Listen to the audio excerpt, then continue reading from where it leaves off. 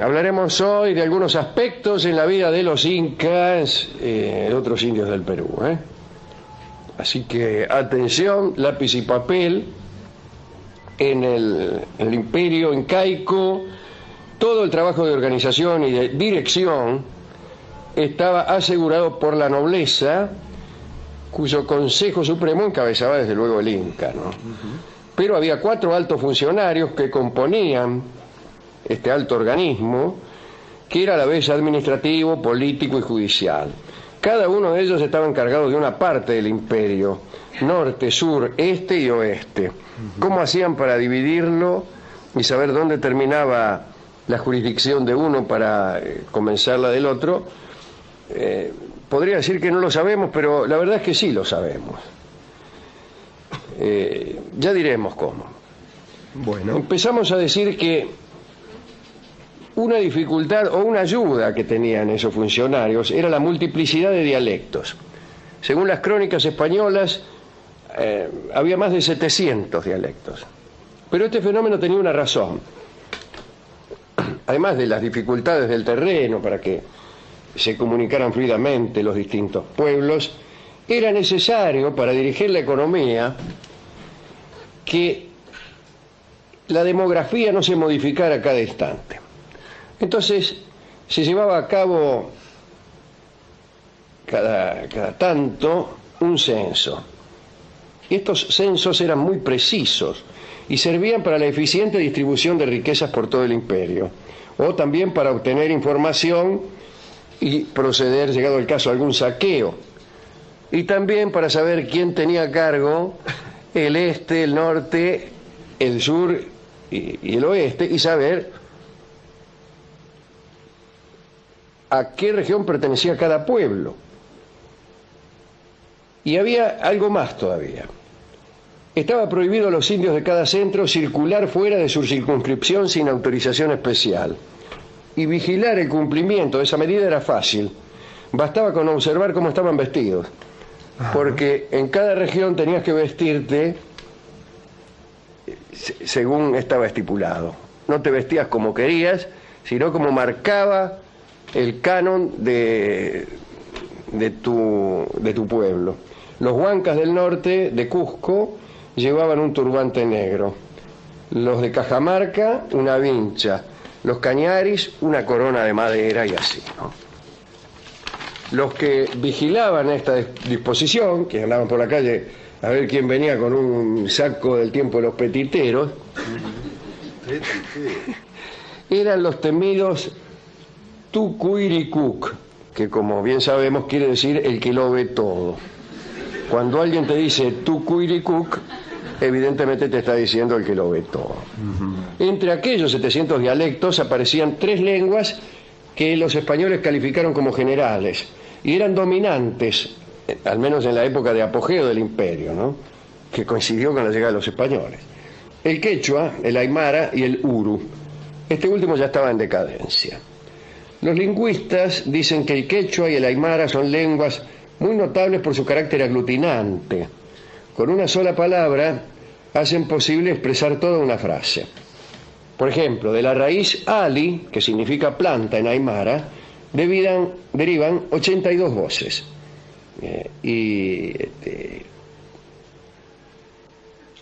Cada una de esas voces puede expresarse con una sola palabra, aún situaciones bastante complejas, como por ejemplo ser una planta en bello crecimiento. Todo se puede decir con una palabra, ¿no?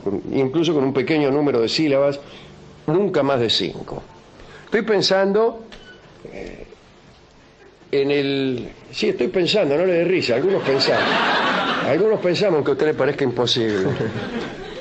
Estoy pensando en el idioma analítico de John Wilkins, aquel idioma que no necesitaba diccionario.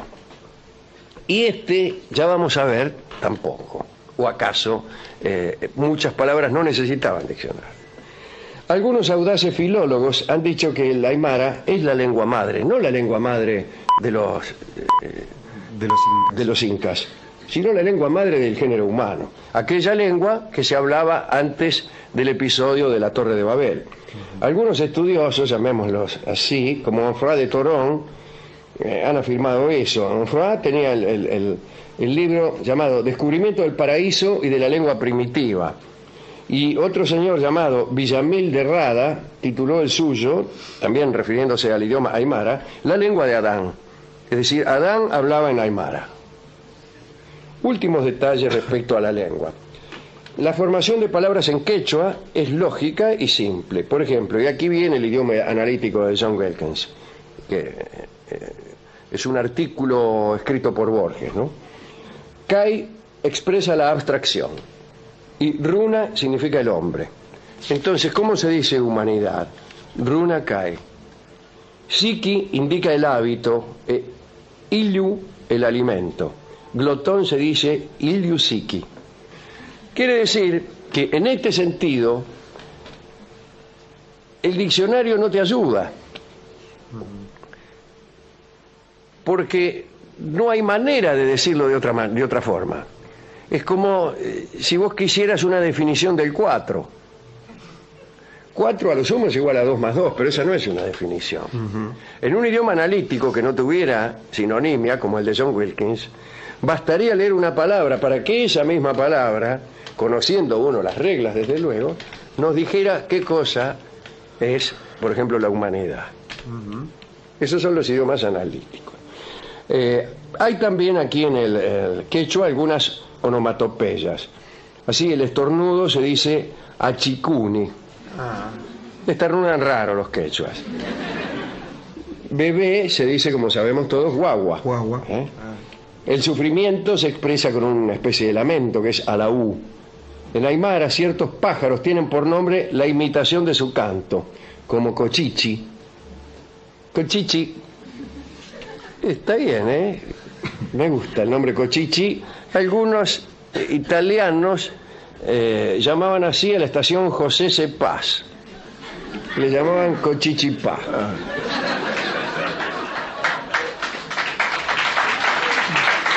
Una especie de mezcla de aymara y francés. Claro. O también, vuelvo a la aymara, ¿no? Y a otro pájaro que llamaba el leque. Bien. Me lo imagino, sí. Bien. Esto con respecto al idioma. Dijimos que íbamos a dar una especie de visión muy liviana de cómo se vivía allí. Tenemos cosas que decir acerca de la medicina. Al parecer, estaba muy desarrollada en el imperio de la medicina. Había una serie de procedimientos empíricos, pero también, ¿a qué negarlo, Rolón? Usted lo debe saber mejor que yo, ritos mágicos, como ahora. En general, los encargados de esas prácticas, las mágicas, eran hombres marcados por un signo irrecusable. La ceguera, la invalidez por falta de algún miembro, alguna deformación o cualquier otra marca considerable en el cuerpo. Existían algunos grupos entre los cuales no hacían falta esas marcas. Eran tipos que ya por tradición familiar conocían las propiedades curativas de las plantas y se transmitían sus secretos celosamente de padres a hijos. El más célebre de estos pueblos fue el de los Colaguayas, al nordeste del lago Titicaca, que proveía de curanderos a la corte del Inca, para luchar contra algunas enfermedades específicas que causaban estragos, por ejemplo, la verruga y el uta, que en un idioma analítico ya sabemos qué quiere decir. La primera provocaba fiebres, la verruga, y terribles hemorragias. Y el uta era una clase de lepra, no menos que eso, que corroía el rostro y exigía la extirpación de las partes contaminadas. Sobre todo sucedía en la nariz y en los labios, ¿no? Existían remedios para todos los males, Rolón, La farmacopea vegetal era la más importante. Desde luego estaba la coca allí, ¿no?, a la que se recurría muchísimo, pero también se utilizaban algunos animales como remedio. La carne del pájaro mosca, que era una especie de colibrí, era usada contra la epilepsia. La carne fresca de vicuña contra los males de la vista. El caldo de un cóndor joven contra la locura, y los insectos chuki chuki, luego de hervidos, contra las verrugas. Es decir, como se ve, existían remedios para todos los males. Lamentablemente no surtían ningún efecto. Sí, bueno, pero está. Pero existían. Sí. Había un vademecum de gran extensión. El hombre mismo aportaba su contribución, discúlpeme usted, Rolón, sobre todo mediante los orines. Ajá. Orine que viene el médico.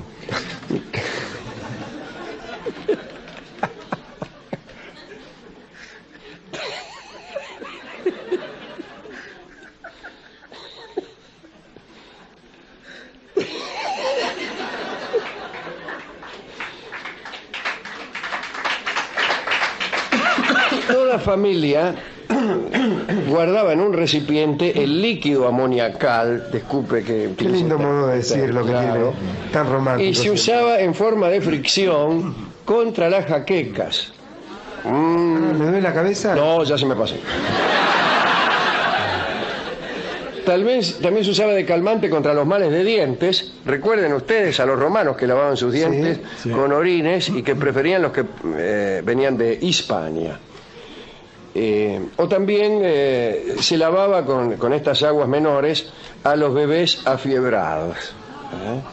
Para las mordeduras de bebés afiebrados probablemente, ya que no dice de qué, se recurría, discúlpeme usted, a los excrementos.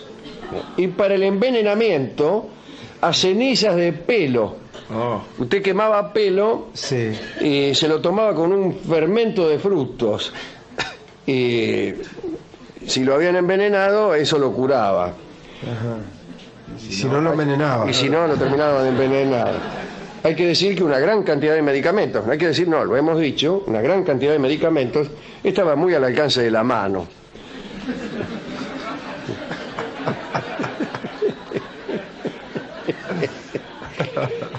Las dietas, las purgas, los emplastos y las sangrías constituían una terapéutica corriente, ¿no?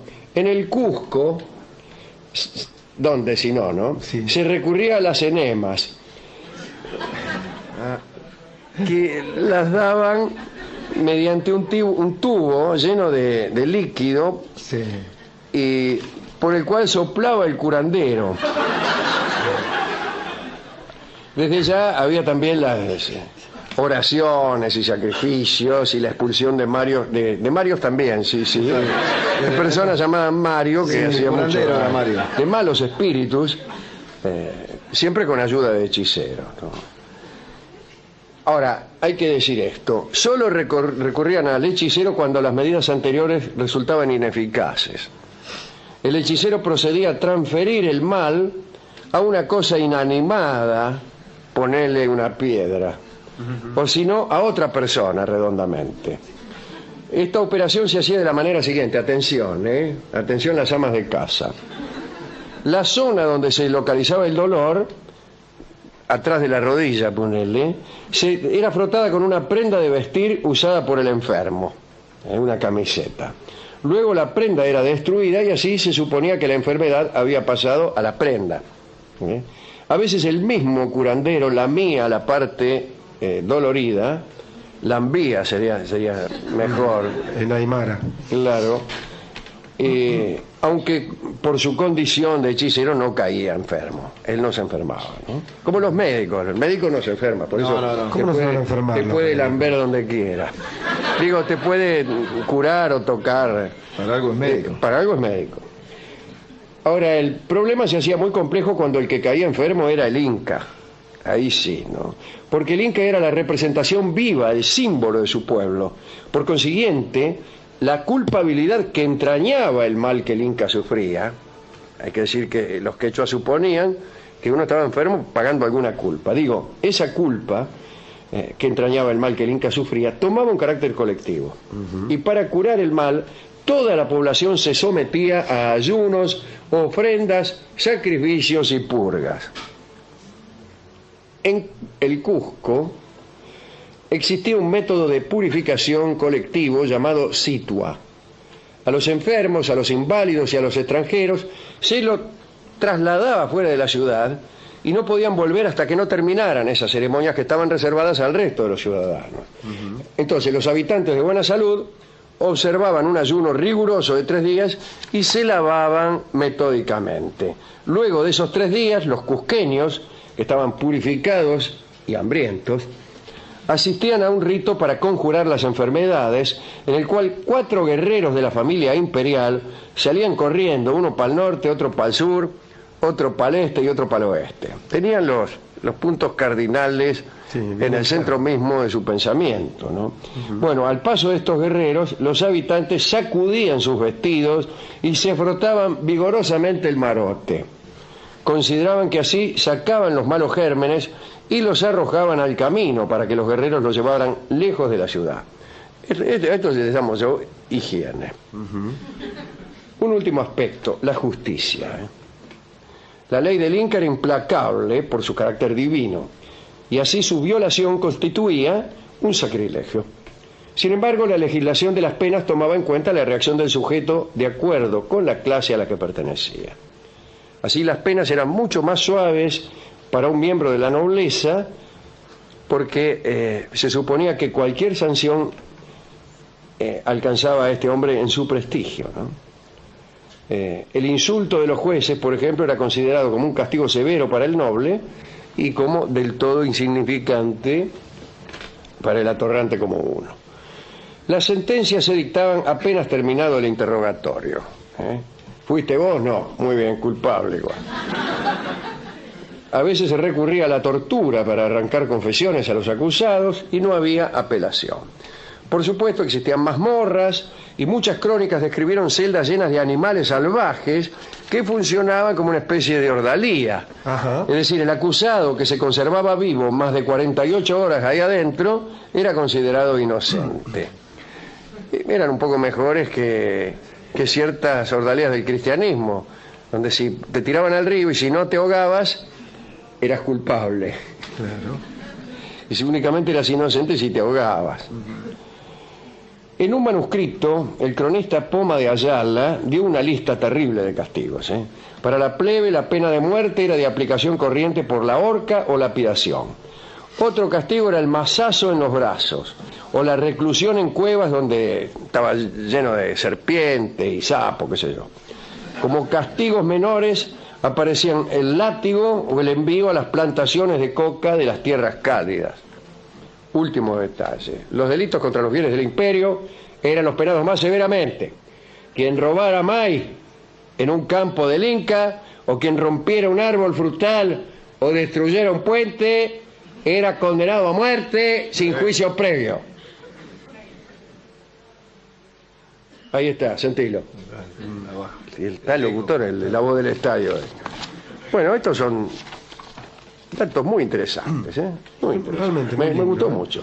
Sí, me quedo pensando, Alejandro, que cuando uno escucha estas cosas de cómo se curaban o cómo le pasaban el mal a una piedra o a otro ser, parece, digamos, causar gracia o eso, digo, pero no otra cosa uno encuentra a veces en la Biblia, digo, cuando se expulsan los espíritus y se los manda sobre los cerdos. Bueno, para otra que se vayan cosa al precipicio. Encuentra uno todavía. Sí. Todavía hay mucha gente que va al curandero para que le saque. Bueno, basta escuchar la radio. No lejos de este punto del dial. En este mismo momento hay gente que está diciendo que si te querés curar, ponga la mano en la radio. Sí, sí. O que estás enfermo escarlatina porque el vecino te hizo un daño por la envidia. Sí, que compren la toallita. Claro, que no existen los gérmenes patógenos, sino antes bien la envidia. Bueno, son maneras de ver el mundo. Son maneras de ver el mundo. No, claro, justamente lo que quería marcar es que no me parece que no estaban tan alejados de cosas que nos pasan ahora. Claro. Son maneras de ver el mundo, digo, que no quiere decir vaya a saber dónde está la verdad. No. Son maneras incorrectas de ver el mundo. Me quedé pensando también cuando hablaba de los idiomas que un idioma analítico es totalmente incompatible con la poesía, ¿no? Un idioma analítico es incompatible con la poesía. La poesía requiere antes que nada la polisemia. Claro. Es decir, un poema tiene que significar varias cosas, no una, varias. El significado tiene que ser oscuro. Imagínense en un idioma analítico como el de Wilkins, no como el aymara ni el quechua, porque eran un poco analíticos, tenían lugar para la poesía. Pero el de Wilkins no. Claro, por eso digo, cuanto más analítico, menos poético, Así que qué bueno el castellano que no lo es y que tiene tanta cosa poética. Lo es posible, en ¿no? su punto, ¿no? En su punto, como... Y bueno, y si me permite voy a dedicar, ya que lo hemos nombrado, a nuestros amigos, los huanca. Ahí está, y le dedicamos a nuestros amigos los Huancahuá un saludo, un cariño, un recuerdo, casi sí. lo digo como si yo fuera uno de ellos. Ha sido uno Y lo de ha ellos, sido de alguna manera. esporádicamente, pero lo he sido y ellos han sido un poco de nosotros también. Pero de las grandes distinciones que yo he tenido en mi vida es la de que ellos me hayan dejado cantar algunas veces con el grupo. Vamos a ilustrar esta charla con El nacimiento del charango, que es una fantasía de Ariel Ramírez y que desde luego tiene mucho que ver con esta cultura, aunque hay que decir que el charango no es ciertamente una creación pura, porque ahí anduvo la guitarra. Pero quizá lo criollo tiene eso, tiene el peludo vernáculo y la guitarra española. Y el nacimiento del charango, que implica, como bien sabemos, la muerte de un peludo, ¿no? Cada vez que algo nace, también algo muere, como dicen los filósofos o los secrentales, ¿no? En este caso, el muerto es el peludo y el charango es el que nace. Escucharemos a Ariel Ramírez, que es el creador de esta fantasía, justamente en el nacimiento del charango.